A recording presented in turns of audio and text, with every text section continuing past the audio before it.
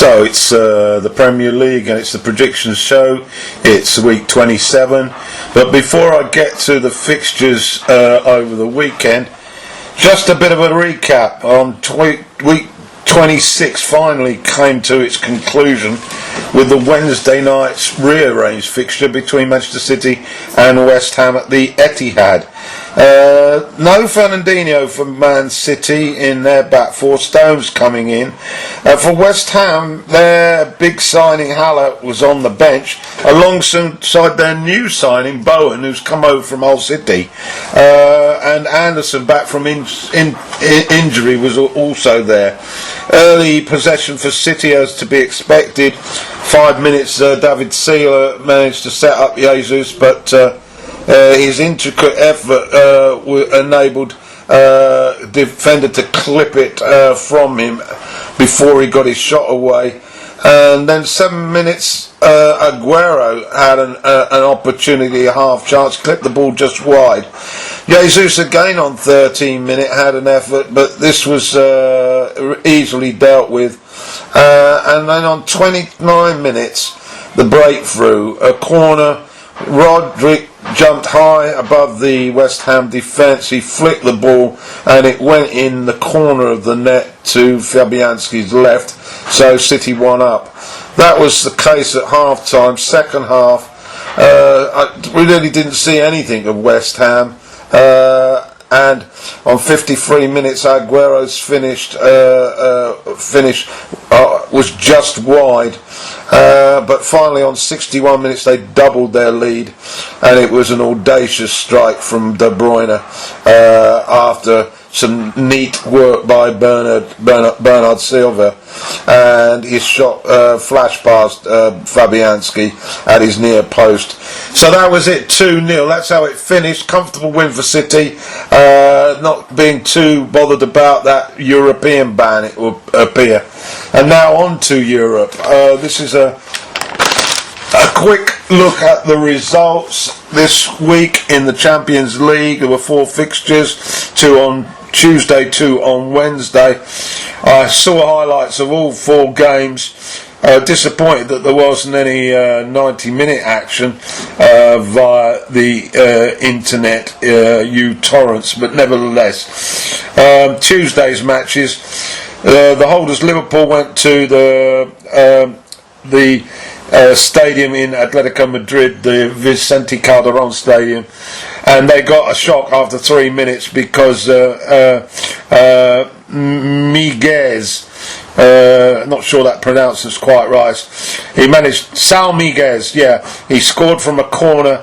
It was a bit scrappy, but he prodded it home in the 6-yard box. After that, really, they cancelled each other out. Liverpool, to be frank, really didn't create anything much, but anyway, they restricted it to a 1-goal deficit, so the second leg in a fortnight's time at Anfield should be an intriguing one, with Simone certainly showing that it is possible to stop this Liverpool machine scoring goals.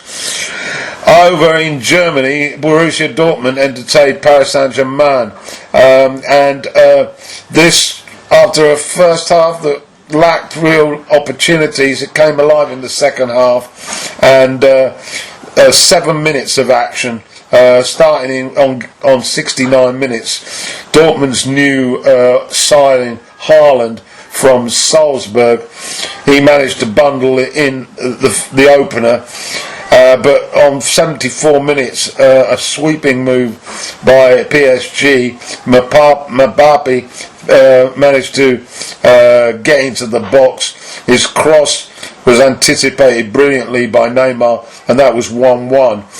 But the PSG's celebrations was very brief, because 2 minutes later Haaland again hit a vicious shot from just outside the box that went past the Paris keeper, and so they were back in front. That's how it finished. Dortmund go to Paris then with a 2-1 advantage. Should be a very intriguing second leg. Last night's matches: White Hart Lane, the new White Hart Lane. Spurs entertaining the Leipzig, who are proving to be a pretty hard nut to crack these days, pushing Bayern Munich all the way in the Bundesliga, and that's, well, to be perfectly frank, Leipzig were by far the better team. The first half they had loads of chances. A lot of them were saved by Lloris and defenders, but they really were picking Spurs apart. Spurs fortunate to go in at the break goalless, but it didn't last. 57 minutes, they gave away a penalty, and Leipzig's hotshot Werner converted it, and the rest of the half, Spurs again were really struggling to contain the Germans. The final whistle arrived. Leipzig had won the game by a goal to nil. Mourinho pretty critical of the fact that he's got no strikers, but then that's the way it goes. You know, Son's out, Kane's out, but I remember when he got the job, he said that his squad was the best he'd ever had. So what's gone wrong, Jose? What's happened to these strikers? Is he just meaning Mora? The other match was in the San Siro Stadium. Atalanta were at home to Valencia. I saw highlights of this. It was a pretty exciting game, all told.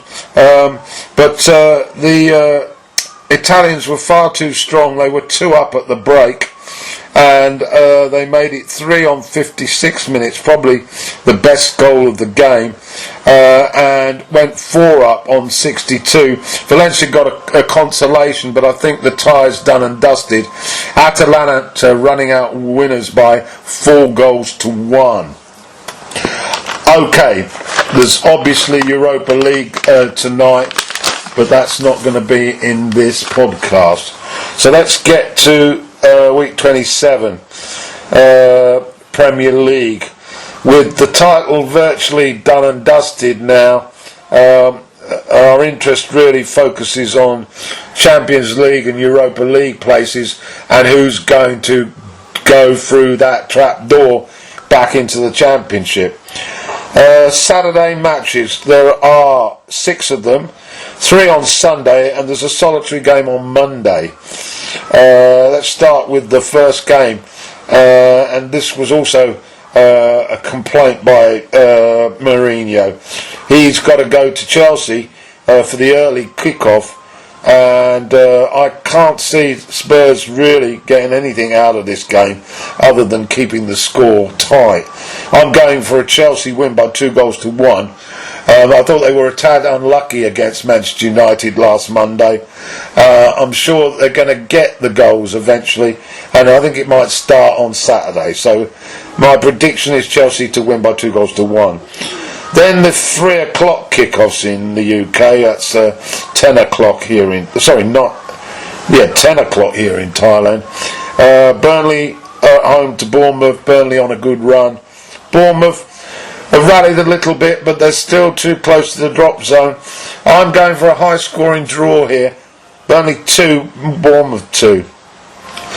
To Selhurst Park, Crystal Palace at home to Newcastle. Newcastle completely collapsed in the second half at the Emirates. I don't think they're going to do that, but they are still struggling to score goals, as are Palace. But I'm expecting Palace to nudge this one and win the game by 1 goal to 0. Now high-flying Sheffield United, who are chasing a Europa League spot, would you believe it? They're at home to Brighton, and I think Wildy has got the mix absolutely right. The defence is solid, and the attacking players know how to put the ball in the back of the net. I'm expecting them to beat Brighton by 2 goals to 1. Southampton are at home to Aston Villa. Aston Villa now perilously close to going back into the Championships. They lost a game to Spurs last Sunday, a bit unlucky, but that's the case for most of their games. We keep saying they're a bit unlucky. It's probably to do with the fact that their defence is pretty poor. Southampton, well, they have looked pretty good. over the last few months. They lost to Burnley last Saturday, but I think they're going to bounce back here. I'm taking Southampton, particularly if Redmond's in the side, and Ings. I'm taking them to win this game by 3-1. The final game, the late game on Saturday, puts second against third. Leicester at home to Manchester City. I'm sorry, that's third against second. Let's get it right. Leicester have wobbled of late. They seem to have lost that sort of attacking edge. And the midfield of Tielemans and others have lost that a special ingredient that they had. Maddison has gone off the boil a bit as well, and of course without that there's no chances for Vardy. Man City, well, I'm taking them to edge this game. I'm taking them to win the game by 2-1. Sunday's three fixtures then. These are all Europa League teams, of course. Manchester United are at home to Watford. Great win at Stamford Bridge. They've been improving of late, but they do shoot themselves in the foot as well. Remember they lost to Watford a while back. I think they're going to win this one though, the return fixture, by 2-1. Wolves are at home to bottom club Norwich. And their Europa League form is strong. I'm expecting them to carry that through.